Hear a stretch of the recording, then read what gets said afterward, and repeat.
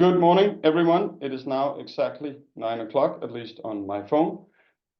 Welcome to this executive morning brief session on how to lead when the answer is not clear.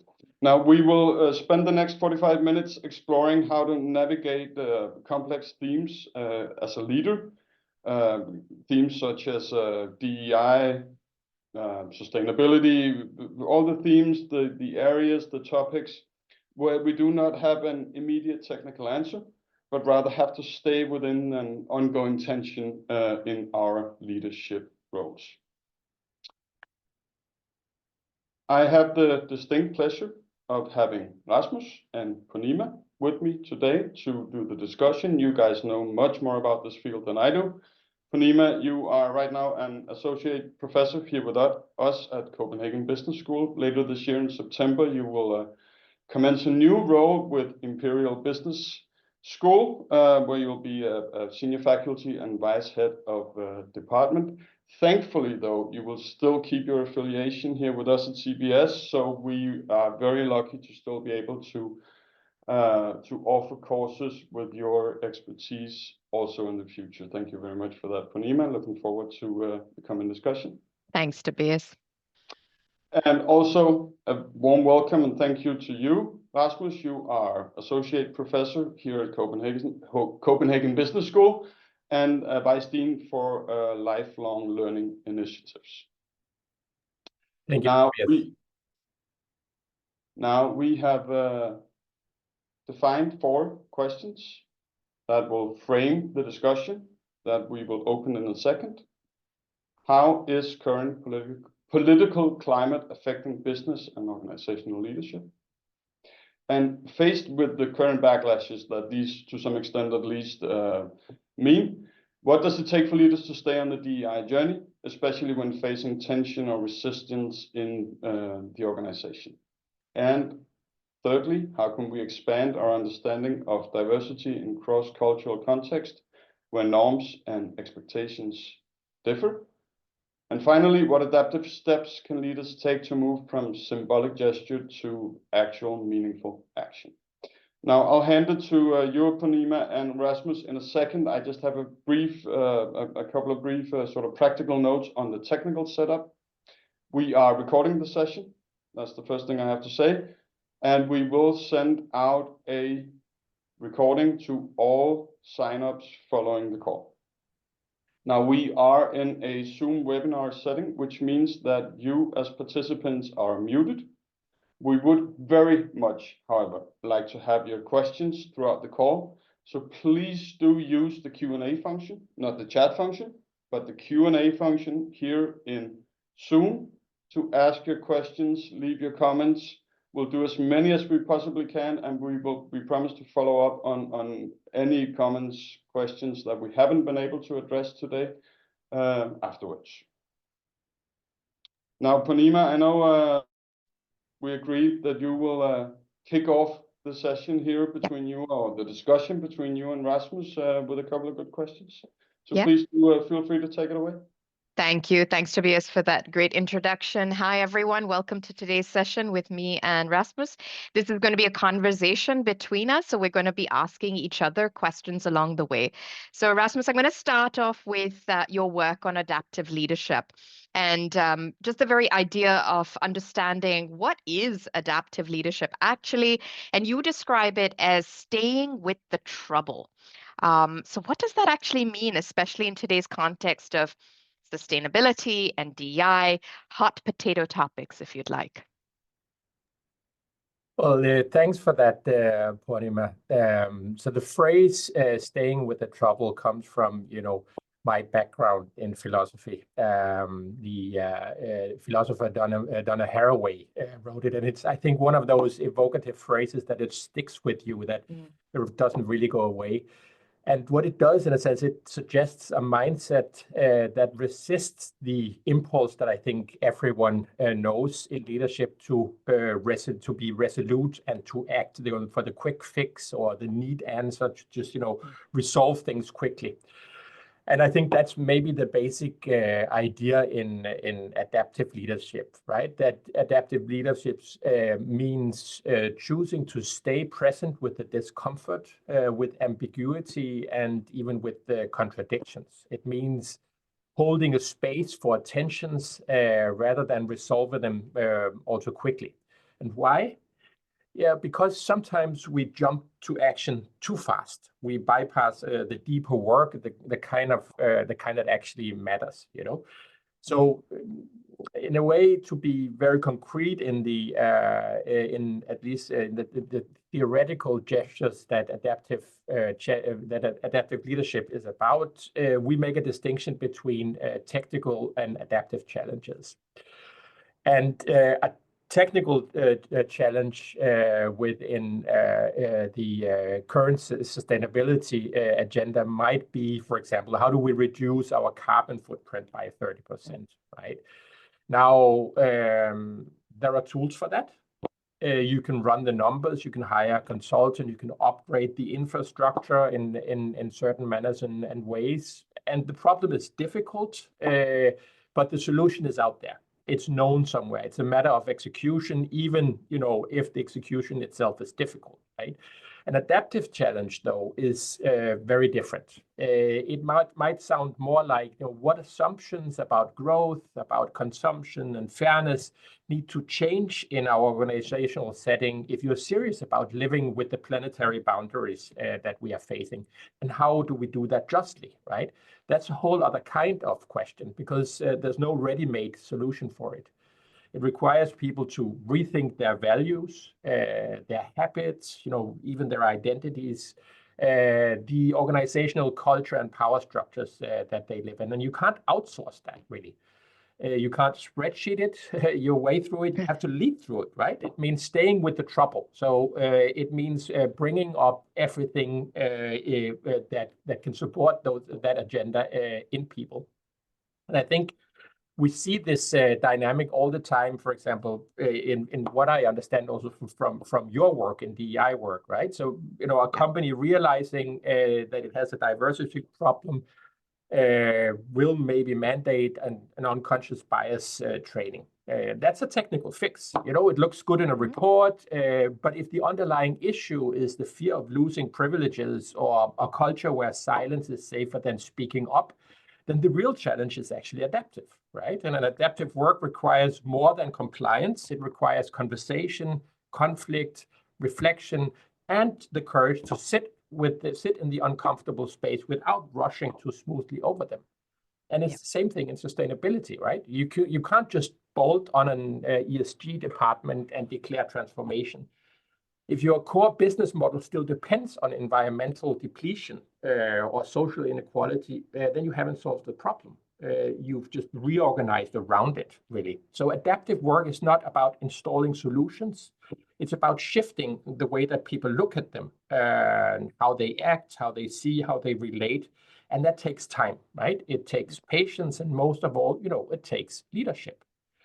So this is really where leadership from an adaptive perspective shows up. In adaptive leadership, leadership is not about being the smartest person in the room or solving the problem on the behalf of others. It's about what we call mobilizing the system. So helping people to face difficult truth, to challenge entrenched patterns and begin to change themselves.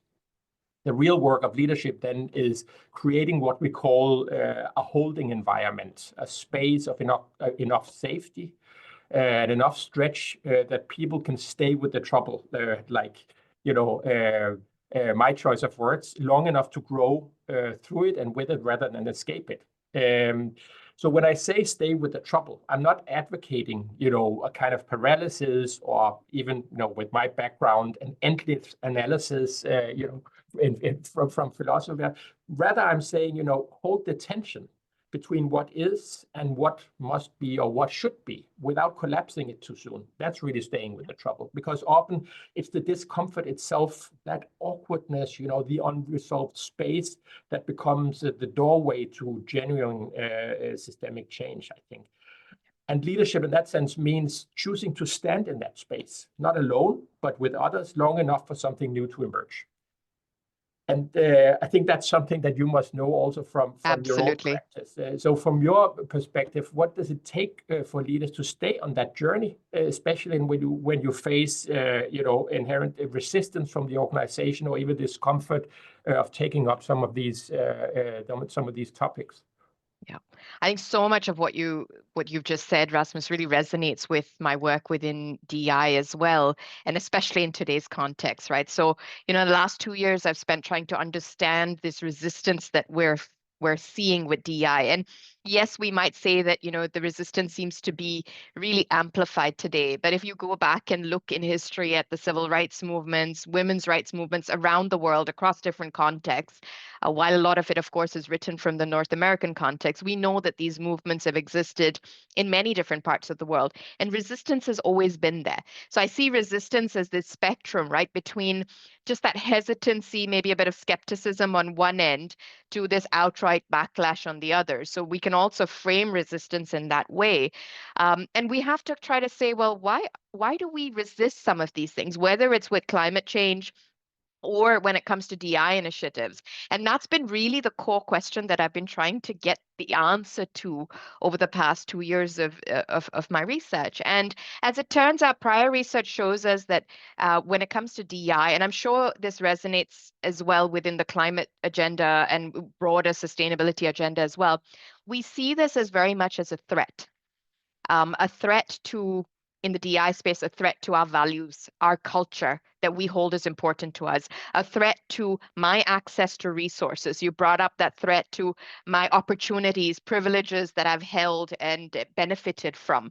And the minute, of course, as human beings, we see threat, our amygdala steps in and we start responding with a certain set of emotions, right? And then, of course, that leads to either fight, flight, freeze, or fawn responses. And so I've spent some time trying to understand what are these emotions at play. And because if we understand those emotions, then we probably are in a better place when it comes to that resistance to really saying, well, what then do we need to do to be able to help people cope with those emotions? And so what my research has shown is that there's actually a host of emotions that come up. It's everything from feeling overwhelmed with this, that, oh my gosh, there's so much. DI, you started off with gender and now you're saying it's intersectional. We have to think about race and ethnicity. We have to think about sexual orientation. We have to think about socioeconomic background, disabilities, neurodiversity. You're telling me there's so much to do. And then you're telling me that it's systemic, that it's cultural change, that the performative things are not going to work. It's not enough to have the Pride event once a year or the International Women's Day. You're telling me that so much of the ways in which things have been done have to now change. We need to rebuild. We need to redo things. That's too much. That's overwhelming. And that, overwhelmed, I don't know enough, the inadequacy, I don't feel like I have enough knowledge around this. There's no silver bullet, right? Both with the climate agenda and with DI, there's no silver bullet of you do steps 1, 2, 3, 4, 5, and you're sorted. That isn't there. So when in the absence of that, it creates this whole host of emotions of feeling overwhelmed, feeling inadequate, feeling unsure, feeling panicky even about it. And then there's, of course, those emotions around this is a threat to me. So, it's shaking me at my fundamental core of who I am. It's making me feel anxious, right? Am I saying the right thing? Am I using the right pronouns? Am I, if I crack this joke at lunch, am I going to be told off by somebody, right? It creates a whole host of discomfort-related emotions. And the research on emotions, and of course, Rasmus, with your background as well, you must know this well, that it comes down to that core human emotion of fear, right? And what my research also shows, at least in this space, and perhaps it resonates with you as well, is that we as human beings have a fear of fear itself. We don't like talking about fear. We just don't. And yet it's the fundamental driver of the resistance that we experience. And what I also, important part of this is that we often think it's other people who are fearful. It's other people who are resistant. But what my research shows is even people like me working in this field also are fearful. And in today's climate where we are with the political winds swinging the way they are, someone like me who's standing up in front of audiences speaking about this topic, I am fearful. I'm fearful of, okay, if I use this word, am I going to trigger someone in the audience? If I use this example, right, this piece of research, is it going to trigger someone in the audience who holds different viewpoints compared to me? So there's actually fear all around. So it's not them, it's also us. And so this unpacking of this fear for me, as we think about how do we move forward, how do we let go of this, this resistance, is actually we need to start with letting go of that fear. And part of that is, of course, coming to terms with, well, what are we fearful of, right? So in the DI space, it's fear of change, fearing of getting it wrong, right? Fear of the discomfort that you so beautifully talked about earlier, that the feeling of I have to sit with this discomfort, staying with the trouble, right? There's no easy solution. The quick fixes don't work, right? Putting the quotas and targets in place without systemic change doesn't work. It causes more backlash. So, the discomfort. And then the fear of taking actions, being the one person in the room that, is the DI advocate or the sustainability advocate, right? I was recently speaking at the University of Cambridge, and someone in the audience shared that, every time she walks into the room, people are like, oh, she's here. Now we have to put sustainability on the agenda, right? So, it's those feelings of taking actions and the consequences that come with it, because you get labeled, you get a particular title, right? And then it's the fear of not making progress. I mean, right now, both on the climate agenda and more specifically on the DI agenda, it can feel like we've made some progress over the last 10 years, but we've also taken right now 10 steps back. So that can be really disheartening. So how do we let go of the fear, right? These are fears we need to really let go so that we can get to that resistance. And of course, that's the work. And I happen to have the book here. It's not a plug, but I happen to have the book here. But this is what I'm really exploring and trying to help companies and people let go of, right? Yeah, and thank you for showing that. I'm really excited to see your book, and I'm looking forward to reading it. I know one of your arguments and one of the things you work with there, also responding to what you just said, is that we need to move beyond a certain idea, traditional categories of diversity. Mm. And I think my question from my side would be, how can leadership do that adaptively, so that it doesn't just become, again, another quick fix where we have different categories than we had before, but actually, actual change, especially when it's across cultures. Yeah. One of the challenges with diversity and the kind of organizational culture that we have right now is it's such a you do what gets measured, or what gets measured is what gets done, right? That standard way of looking at it. It's a very performance-driven culture that we have in our organizations. We want to look at quarterly results. We want to see how things are progressing. And so, given that kind of culture, we have then gravitated towards prioritizing aspects or dimensions of diversity that allow us to do that. And the most simplest ones that you can start with is, of course, gender, and most of the time binary gender identities, right? Because that is an easier one to be able to measure, track, trace. We know how it's going. And then we might add on nationalities, at least in this part of the world with GDPR constraints. We can't really collect ethnicity related data, but we can collect nationality related data. So those are things we focus on because it's tangible. We can track it every year on year. We can put it into our annual reports, even if in Q1 this year we're seeing some retreating of that. But those are the measures we've been focusing. Now, the challenge with this is that none of us show up in our organizations only with that identity. And if we truly want to make that systemic and cultural change, then we have to adopt an intersectional approach to diversity, because the magic of diversity doesn't lie in one component or another. It lies in the intersectional beauty of differences of human beings. And that is where you see the value. And if we start looking at, of course, there's a lot of dodgy data when it comes to financial performance and DEI, but there's a lot of good research that shows us that, when you put people who are different together, and by different, I mean that they're bringing different life experiences, perspectives, backgrounds, ways of thinking, educational background, all of these different aspects, and you have a culture of inclusion. That's where the important thing is, right? Barak's work around this very clearly shows that if you don't have a culture of inclusion, just putting people together, you're not going to get the positive outcomes. In fact, you'll get more misunderstandings and conflict. And so a lot of times company assumes, all right, we'll just put, a few women in here, we'll put maybe a few nationalities and magic will start happening without realizing that the systemic and the cultural change has to go with it. And then you see that magic happening, right?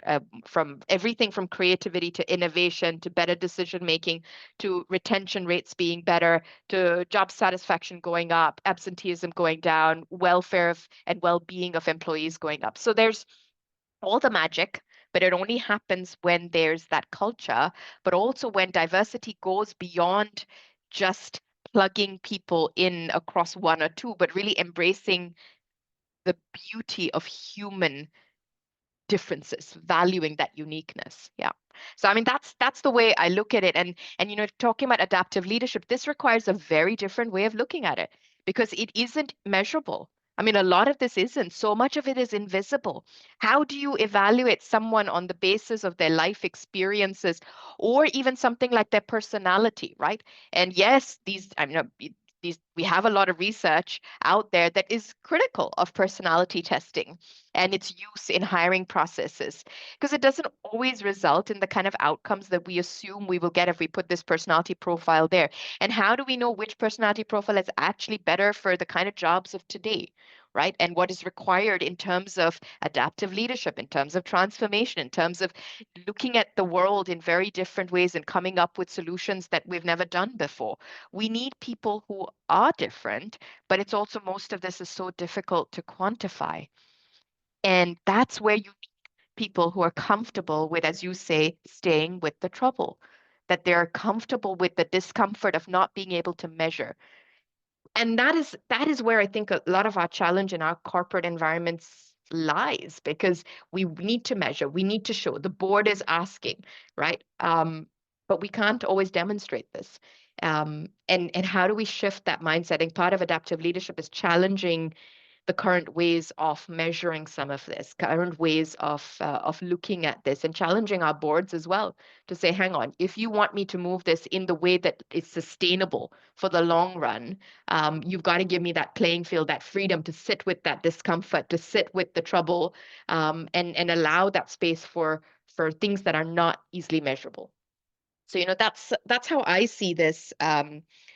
Rasmus. And, as we think about this, I also want to leverage your work and how you look at adaptive leadership and your research within the sustainability space and see if there's any kind of connections and links to as an organization that is not yet fully inclusive, right? And which there are plenty of. I don't know in today's world whether we can really say that there is an organization that actually is, completely inclusive.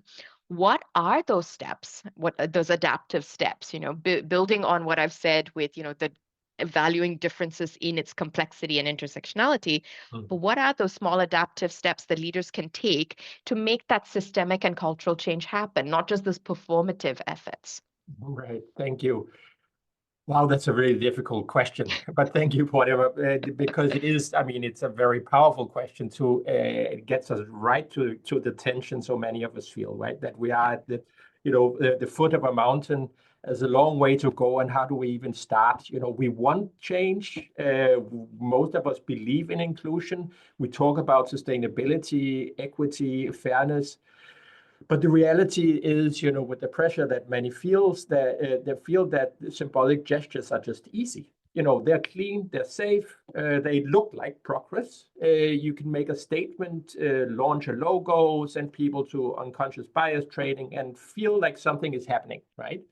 But real change, the kind that actually shifts the culture, habits, or structures of power, that's harder, right? It's much slower. And as you also pointed out, it's often invisible, right?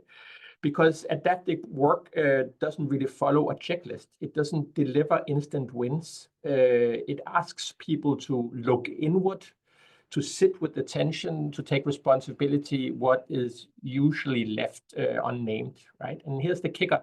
It's not only about policies, right? It's about people and the emotional, social, and relational work of change that's going on within the organization.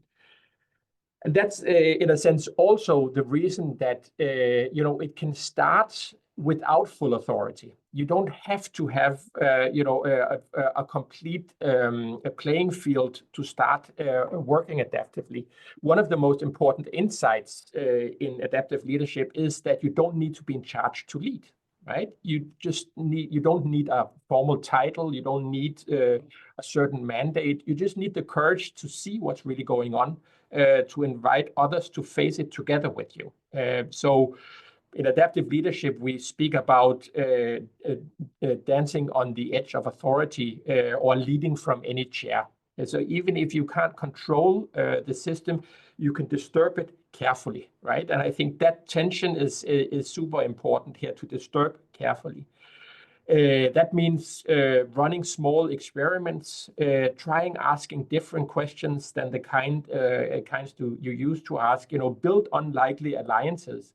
And often those things happen, by doing things that you don't usually do. People who feel, strongly about leadership are mostly or often the people who jump into action at a meeting where everyone's waiting. What happens if you wait? What happens if you don't speak, which is also a kind of action for in one meeting?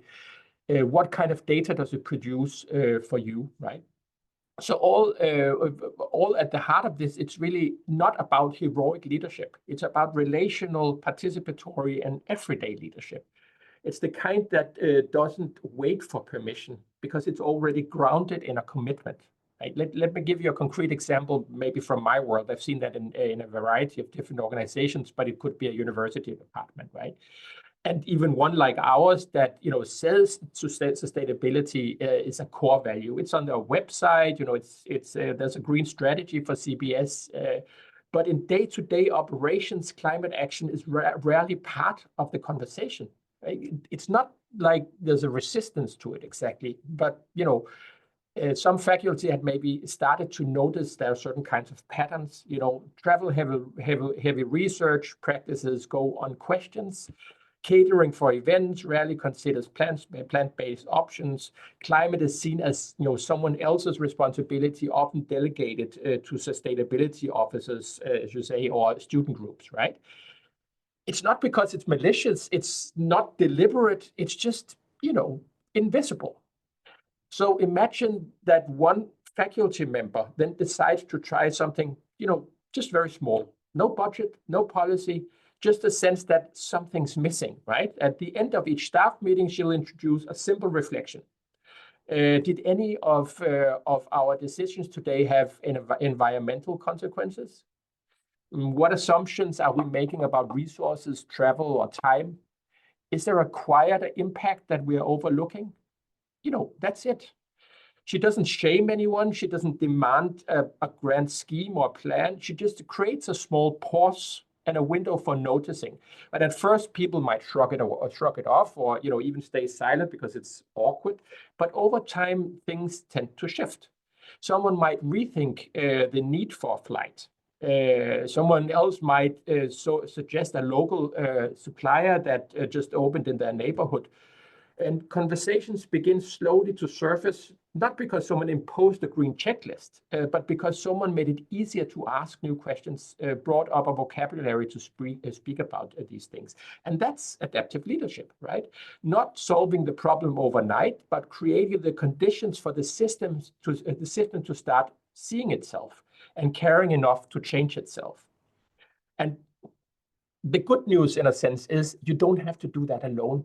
Adaptive leadership is collective work, right? It starts with using what you already have. So you need to ask yourself, who else sees what I see? Who's already wrestling with the similar questions? Who might be willing to try something small like that, uncertain but meaningful, together with me, right? And that's how adaptive change often begins, not with a bold strategy, but with a quiet conversation, not with a grand plan, but with a shared hunch, not with power, but with connection between people. And sometimes, just sometimes, that's the most powerful intervention. It's not, the power of decision. It's the power of a question asked at the right time with the right people. So very practically, what can you do like tomorrow in your organization, right? And, I've sort of thought of 4 things to suggest in the chaos of the world that we live in right now that you can do. You can name the adaptive challenge, not just the technical problem, but the deeper cultural shift that's needed. What's really at stake? What needs to be rethought, not just reorganized, for us to actually change? And then, start small. Start small. Try something that makes the invisible visible, that brings it to the fore. A different way to run a meeting, as I said, a prompt, a check-in, a break or a pause, and then learn out loud, as we say. Let people see that you're experimenting, that you don't have it all figured out, but that you're paying attention, right? This creates a sort of, psychological safety because people often share the same challenges and, as you say, fear to share them, right? So it gives others permission to reflect too. And then, finally, but most importantly, I think also build alliances. Don't think you have to do this alone. It's not about growing the broader shoulders. Change moves through relationships, not just strategy. Find energy, not just authority, right? So when we talk about moving from gestures, symbolic gestures, to growth within the organization, what we're really saying is, stop waiting for someone else to fix it. Stop looking for the perfect moment. Start with what you have right now. Start, with the messiness of it. Stay with the trouble. Because real adaptive change doesn't come with a template. It comes when people, maybe people like you or like me, decide to see clearly, act humbly, and lead bravely. I think that's very important points for me.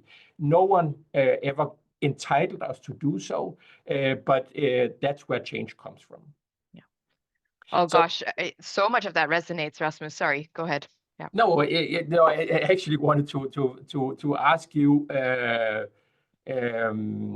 No, sorry. No, go ahead. I'm sorry. Yeah. Yeah. No, and I just think it's just there's so much there around, a lot of my work focuses around behavioral change and nudging, right? And yesterday I was running a session at CBS Executive around sustainable leadership and transformation. One of the things that came up from the participants was around sometimes the problem can seem so mammoth, right? It is so large. Who am I as a small one individual? What difference is anything that I do actually going to make, right? And I think that when it comes to climate change, when it comes to DEI, it really can feel that way, right? That it's a mammoth problem that needs to be addressed. What is the point of me doing anything, right? Yeah. And I think that intersects with also more individualistic cultures, which actually a lot of the world is moving towards, right? With a capitalist mindset, with the desire in, the global south for socioeconomic progress. So much of it becomes of me, my family, rather than, what you, of course, in an ideal world are saying that we need to be thinking about the community, the larger, right? But I'm also reminded of the ripple effect, right? In something I really hold on to, that, you go to the pond and you drop that pebble in and you see that ripple effect, that, yes, it can seem like it's just me alone in this. But actually, as I demonstrate these behaviors, other people also are influenced. You gave your example of your colleague who stands up at the end and offers these questions for introspection for us to reflect upon. And, for many of us who are doing that kind of work, it's going, is anyone even listening to this? Right. Yes. Yeah. And yet at the same time, again and again, the nudging behaviors, right? You keep at it again and again and again, and that ripple effect, it does have an impact, right? And we have to, and again, it comes back to what you talked about earlier around relational leadership, that when we look at leadership as not those positions of power and hierarchy and title, but it's really about our ability to influence others, hopefully positively, but influence other people. I think there's just so much there around, well, how do I influence others? What nudging behaviors am I using? Am I coming together in a spirit of allyship, to support others, to lift others, to engage with others, so that we are collectively making that progress without getting bogged down or overwhelmed with the mammoth nature of some of these these agendas that we're trying to move, right? And so moving from there, and also with that mammoth, with all of that. What does it actually mean to lead when the future looks so uncertain? I mean, if you asked me in 2024, middle of 2024, I was still feeling really optimistic, at least around the DEI space, and maybe you were feeling that way around, the climate side of things. That okay, we're maybe, yeah, it's not as fast as we'd like it, but things are moving. Sitting here in Q1 or into Q2 of 2025, I have to be really honest with you, Rasmus. It feels heavy, right? Yes. There's just a lot of heaviness right now with the political winds and the narratives and the global pressure. It's not just one country, right? One country sneezes and it seems like the rest of us seem to catch a cold, right? The US sneezes and we all seem to be, trying to figure out what we're doing. So there's so much uncertainty. Even it can seem really bleak right now, both on the climate side and DI side. So how do you lead? Because that's a question that I get a lot from leaders, like, what do you do? Like, how? Well, I think this question was maybe what got me started as someone with a background not in business, but in philosophy, because it's the question that so many people carry around quietly, right? You addressed it yourself with fear, but you could add aspects of grief, loss, or even paralysis to that, These are emotional and existential challenges. And it's not just leaders, it's also us as educators or activists around the world who live with this mix of fear, grief, anger, rage, And I think part of what we fear by acknowledging them is a burnout, right? That we can't go anywhere. What we can also call it, maybe we speak sometimes of what we call meaning fatigue, like the sense that even good efforts feel very small or symbolic compared to the scale of, the immense scale of the problem, right? But I think ultimately that adaptive leadership helps us here, right? Because it reminds us that you don't need, which, I mean, this sounds, from a philosopher in black, but you don't need optimism to lead. What you need is care, right? Responsibility, solidarity. Leadership is not about offering a false hope that we can fix things, right? That the climate catastrophe will just go away. It's not about helping people to, stay ahead, to have faith in, if we just roll up the sleeves, we'll get there in a second, right? It's about helping people to live and act with integrity in the conditions that are anything but stable. And in that sense, leadership in this space is less about control and more about accompaniment. I'm sorry for my English there, but walking together. It means walking with others into what is still unknown, not because we're sure of the outcome, but because we're committed to each other and to a world that it's worth fighting for, right? So, I mean, to your question, what does it mean to lead when the future feels bleak? I would say it means letting go of heroism and embracing humanity. It means building relationships that are strong enough to carry the complexity of, painful emotions, difficult emotions without collapsing. So it means creating a holding space in that sense that is not a way to fix the future, but to stay faithful with what matters, even when it hurts. Thank you so much for those very interesting points and very good conversations, both of you. I'm pushing my way back into the call here a little because we have a few Q&As. But a few talking to this hopelessness that you also address. I mean, we're faced with these massive challenges. Who are we to do anything?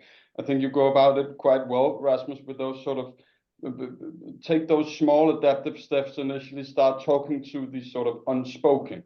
But it seems also, and a few comments on that as well, you're putting rather much responsibility on the leadership role. We might be moving away from the heroic leader, but I mean, staying with the tension, start addressing things that are sort of taboo.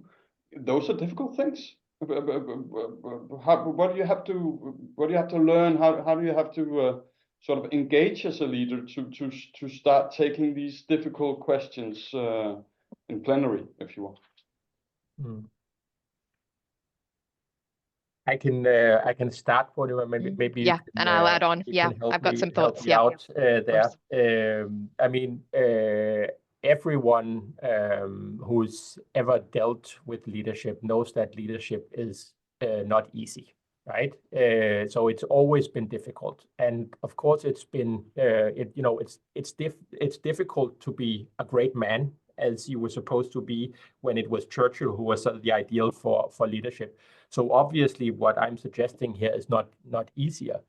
But I do think that I'm also suggesting that much of the work is about pushing the work back to the organization, back to the communities where the strength actually emerges, so that you don't sit with it yourself. Again, it's not about growing broader shoulders. It's about forming the alliances with people that you sense have the similar challenges that you're about. And I think lifting like that, we can find strength together. That would be my sort of immediate answer. Yeah, and I would agree. I mean, it is very much about that collective leadership. And I think we do need a reframe around leadership. I think yes, a part of leadership is, of course, the people sitting at the very top, right? Those that have the titles, those that have maybe the corner office. We don't really have that maybe in Denmark, but in other parts of the world, the corner office. But to me, that leadership is about, our influence. And regardless of where we are in the organization, we have that power and influence around the people around us. So that relational, collective leadership part comes in. But a very important aspect for me is self-leadership. I don't think we talk enough about this, Tobias, in this space.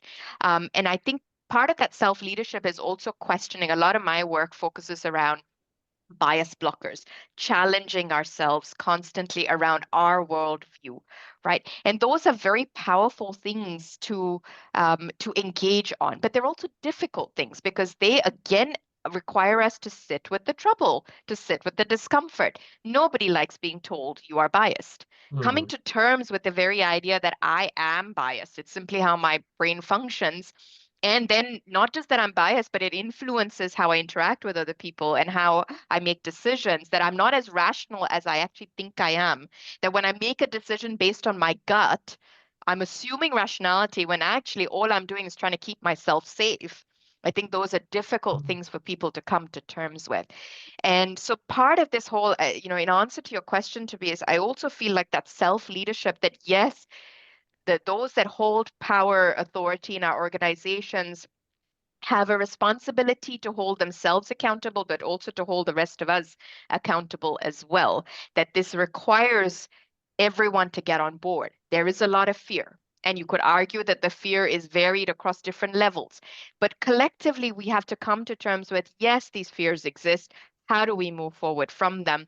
What kind of self-leadership is necessary here to move the agenda forward? Great. Thank you so much, both of you. We have a couple more questions. We simply don't have time to address them right now. But we, as promised, will follow up written in an email afterwards. We have your names in the Q&A. Thank you so much for the questions. I think perhaps in conclusion, we might not all have to be Churchill to be leaders going forward, but you guys haven't really made it easier for us in any way, really, right? The problems are still out there, and we still very much need leadership on both organizational and societal and personal level to address them in a proper way. Rasmus, Poornima, thank you for your time, both of you. The very interesting discussion. I will just leave all of you who participated with a couple of closing remarks. Both you, Rasmus, and you, Poornima, are running courses with us here at CBS Executive Foundation this August. Rasmus, you have a course called Leading in a Complex World, which very much addresses this adaptive leadership challenges. And Poornima, you have a course called Cross-Cultural Leadership, talking very much along the same lines, really, but more focused on the DEI space and how do you navigate as a leader in a cross-cultural field. As promised, we will send recordings to all of you who participated along with a couple of slides that I used for the introduction. I have nothing further here. Again, Rasmus, Poornima, thank you so much, and have a wonderful day and weekend once you get there, all of you. Thank you. Thank you. Thank you for the having us. opportunity. Yeah. Thank you. Have a great day. Bye.